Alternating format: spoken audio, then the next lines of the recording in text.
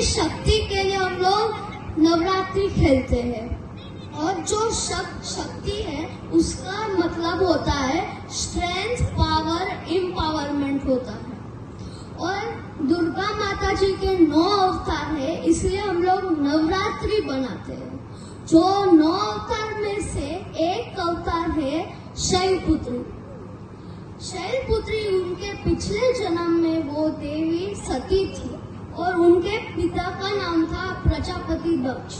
प्रजापति दक्ष ब्रह्मा भगवान के पुत्र थे और प्रजापति दक्ष को एक ऐसी इच्छा थी कि उनकी बेटी की शादी बड़े राजा से हो, पर देवी सती को मंजूर नहीं था, इसलिए वो भगवान शिव से शादी करना चाहती थी।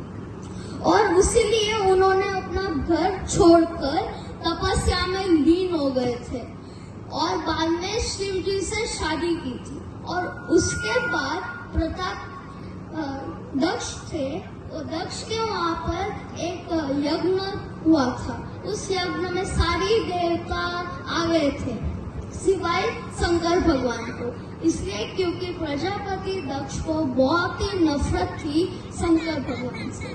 और जब माता सती को पता चला कि वहाँ पर कुछ भी जगह भी नहीं रखी है शंकर भगवान के लिए, तो वो बहुत क्रोधित हो गए और वो यज्ञ के अग्नि में वो जल गए। और उसके बाद शंकर भगवान बहुत ही क्रोधित हो गए और तभी सुदर्शन चक्र लेकर विष्णु भगवान ने 51 टुकड़े कर दिए थे सती के। अभी वही टुकड़े सती पीठ के नाम से जाना जाता है।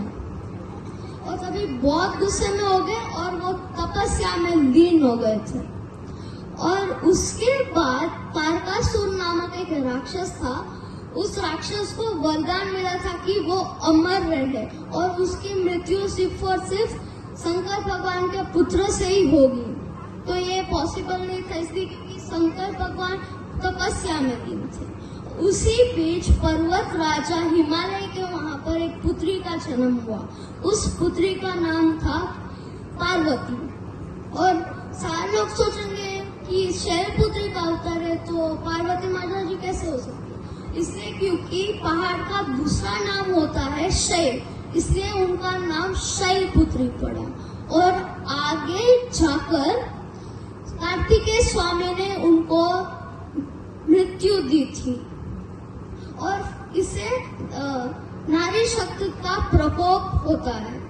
For example, real life example दूं कि जब नवरात्रि में सारी लेडीज तैयार होती है, अगर किसी ने बोल दिया कि इतनी देर लग रही है और दूसरा नवरात्रि भी आ जाएगा, तब आपने बोल दिया, समझ लो यमराज के दर्शन होने गए, इसलिए क्योंकि वो काली माता का अवतार ले लेगी।